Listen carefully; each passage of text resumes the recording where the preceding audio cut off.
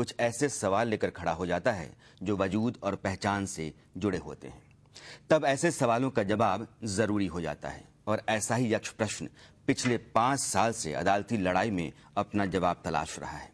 सवाल करने वाले का नाम है रोहित शेखर और जिस व्यक्ति को ये जवाब देना है वो है कांग्रेस के दिग्गज नेता, उत्तर प्रदेश के 3 बार, उत्तराखंड के 1 दफा मुख्यमंत्री रहे एनडी तिवारी। यहां हमारे साथ रोहित शेखर अपनी मां को लेकर यही जंग लड़ते रहे हैं। उनका और उनकी मां का दावा है कि रोहित एनडी तिवारी के बेटे हैं, जबकि एनडी तिवारी इससे लगातार इनकार करते रहे हैं। अब सवाल, दिल्ली हाई कोर्ट ने आदेश दे दिया है कि एनडी तिवारी को सच जानने के लिए अपने खून का नमूना देना ही पड़ेगा। खून का नमूना देने के लिए कोर्ट ने 2 दिनों की मियाद तय की है। हमारे साथ आज रोहित शेखर हैं, उज्ज्वला जी हैं, रोहित के वकील हमारे साथ वेदांत वर्मा हैं और हमारे साथ सुप्रीम कोर्ट के वकील और फैमिली अफेयर्स के जानकार गौरांग कंठ भी हैं। हम सभी मेहमानों का स्वागत करना चाहते हैं, लेकिन सबसे पहले मैं आपको ये बता दूं या दिखा दूं इस रिपोर्ट के जरिए कि रोहित और एनडी तिवारी की लड़ाई किस मोड़ पर पहुंची है।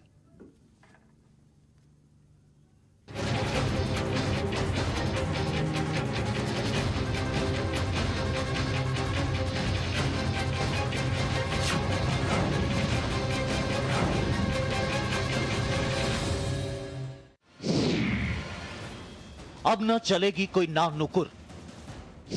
एनडी तिवारी को कोर्ट का आदेश, देश छोड़ने पर लगी पाबंदी।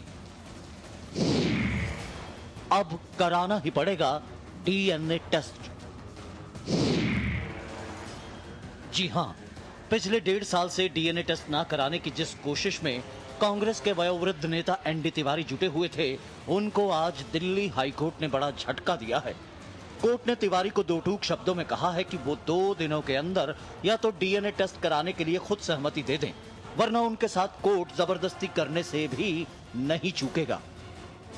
दिल्ली हाई कोर्ट ने बड़ी तल्ख टिप्पणी करते हुए साफ तौर पे श्री नरेंद्र तिवारी जी को कहा, जब उनके वकीलों ने कहा कि हमारे जो मुवक्किल हैं वो देश के मुख्यमंत्री 2 राज्यों के रह चुके हैं, लोकसभा के मेंबर कई बार रह चुके हैं, स्वतंत्रता सेनानी रह चुके हैं और वित्त मंत्री, विदेश मंत्री और क्या क्या रह चुके हैं, विधानसभा में रह चुके हैं। तो उन्होंने कहा कि तो आप 1.5 साल से कोर्ट के, हाई कोर्ट और सुप्रीम कोर्ट के आदेशों की अवमानना क्यों करते आ रहे हैं, जब आपको तो और सम्मान करना चाहिए था। उन्होंने समय मांगा आदरणीय जस्टिस रेवा केजरीवाल। उन्होंने कहा कि मैं 2 दिन से ज़्यादा का वक्त नहीं दूंगी और आप सीधा जवाब दें हाँ या ना में। अगर आप अपनी स्वेच्छा से आके सैंपल देते हैं और कोर्ट के आदेश का पालन करते हैं तब तो ठीक है, और अगर ना है तो मैं बल का प्रयोग करने पर मजबूर हूँ। लेकिन यहां सोचने वाली बात है कि ऐसी नौबत आई ही क्यों कि कोर्ट को यह सख्ती दिखानी पड़ी। दरअसल मामला 2007 का है, जब रोहित शेखर ने, जो खुद को एनडी तिवारी के जैविक पुत्र बताते हैं, अपने कानूनी पुत्र हक के लिए कोर्ट का दरवाजा खटखटाया था और ये साबित करने के लिए कोर्ट से डीएनए टेस्ट कराने की मांग भी की थी। लेकिन 2008 में करीब 1 साल बाद उनकी ये याचिका कोर्ट ने खारिज कर दी। रोहित ने 2008 में फिर एक याचिका दायर की, जिसके खिलाफ एनडी तिवारी सुप्रीम कोर्ट चले गए। लेकिन सुप्रीम कोर्ट ने तिवारी की याचिका को 27 अप्रैल 2012 को डिस्पोज ऑफ कर दिया। इस तरह हाई कोर्ट, सुप्रीम कोर्ट में मामला घूमता रहा और समय बीतता रहा। इस दौरान एनडी तिवारी ने कोर्ट में दलील दी कि वो संतान पैदा करने के काबिल ही नहीं है। अगर कुदरतन ऐसा होता तो उनके दाम्पत्य जीवन में भी संतान की किलकारियां सुनने को मिलती, लेकिन रोहित भी अपने दावे पर डटे रहे। ऐसी ही दलीलों पर दलीलों में समय बीतता रहा और आखिरकार 5 साल की मेहनत रंग लाई और रोहित की दलील में कोर्ट को दम दिखा, जिसके बाद कोर्ट ने एनडी तिवारी पर सख्ती दिखाई। लेकिन ये 5 साल रोहित के लिए कांटों भरे रहे। मामला भले ही कोर्ट में 2007 में पहुंचा, लेकिन इसकी पृष्ठभूमि 7 दिसंबर 2005 को ही बन चुकी थी, जब एनडी तिवारी सैम पित्रोदा से मिलने दिल्ली आए थे। रोहित भी उस समय एनडी तिवारी से मिलने उनके होटल पहुंचे थे, लेकिन रोहित घंटों बाहर इंतजार करते रहे और तिवारी जी ने उन्हें मिलने का समय नहीं दिया। एक बार फिर ऐसा ही अपमान रोहित और उनकी मां का एनडी तिवारी के 80वें जन्मदिन पर भी हुआ, लेकिन ये उपेक्षा ताबूत में आखिरी कील साबित हुई और रोहित ने ठान लिया कि उन्हें आखिर अब अपना हक चाहिए ही चाहिए। ब्यूरो रिपोर्ट, महुआ न्यूज लाइन। रोहित शेखर बनाम एनडी तिवारी की लड़ाई एक ऐसे मकाम पे आ गई है जब 48 घंटों के भीतर एनडी तिवारी को अपने ब्लड का सैंपल देना होगा, ये तय करने के लिए कि रोहित एनडी तिवारी के पुत्र हैं या नहीं, रोहित का दावा सही है या नहीं। अगर एनडी तिवारी ऐसा नहीं करते हैं तो कोर्ट ने कहा है कि जबरन ब्लड सैंपल लेना पड़ेगा, क्योंकि यह सवाल जो है एक आदमी की पहचान का है। हमारे साथ हमारे सभी मेहमान हैं। रोहित शेखर हैं, रोहित की माँ उज्ज्वला जी हैं, रोहित के वकील वेदांत वर्मा हैं और सुप्रीम कोर्ट के वकील फैमिली अफेयर्स के जानकार गौरांग कंठ भी हैं।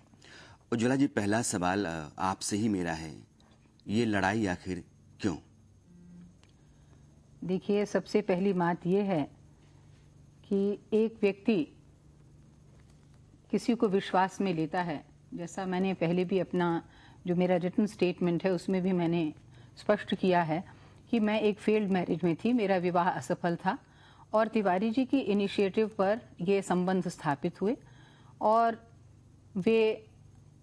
उन्होंने मुझे स्पष्ट कहा कि जैसे आप फेल्ड मैरिज में हैं उसी तरह से मेरे वैवाहिक संबंध भी एक मुखौटा मात्र हैं, फार्स हैं, और इसीलिए मैं आपके साथ अपना संबंध स्थापित करना चाहता हूं और मैं ये भी चाहता हूं, मैं निसंतान हूं। उन्होंने अपने निसंतान होने की व्यथा बार बार गाई और उसके बाद उन पर विश्वास करके रोहित का जो जन्म है वो उनके उस आग्रह का परिणाम है और मेरे विश्वास का परिणाम है। एक सवाल बार बार आता है कि ठीक है, अगर हम मान लेते हैं आपकी बात को कि ठीक है, रोहित का जन्म जो है वो तिवारी जी के आग्रह का परिणाम है, फिर भी यह लड़ाई 2008 में क्यों शुरू होती? देखिए, इसका आप मेरे साथ सहमत होंगे कि कोई भी पारिवारिक जो मसला है, कोई भी संभ्रांत परिवार के लोग अपने व्यक्तिगत जीवन की इतनी अंतरंग बात को वो एकदम तो सार्वजनिक नहीं करेंगे और अपने स्तर पर कोई भी पारिवारिक मामला होगा, जो बहन भाई का संबंध है या पति पत्नी का संबंध है, पिता पुत्र का संबंध है, तो ऐसा संबंध तो है नहीं कि आप जरा सी देर में एकदम से कोर्ट का दरवाजा खटखटा दें। तो एक संभ्रांत और अच्छे परिवार का व्यक्ति क्या कोशिश करता है, मेरे पिता ने, मेरी माँ ने, मैंने, जितने भी लोग थे, हम सब लोग परिवार के सभी सदस्यों ने भरपूर प्रयास किया, अंत तक प्रयास किया कि किसी तरह से तिवारी जी इस मसले को सुलझाएं और एक एमिकेबल इस प्रकार का एक हल निकालें जो सबके लिए सम्मानजनक हो।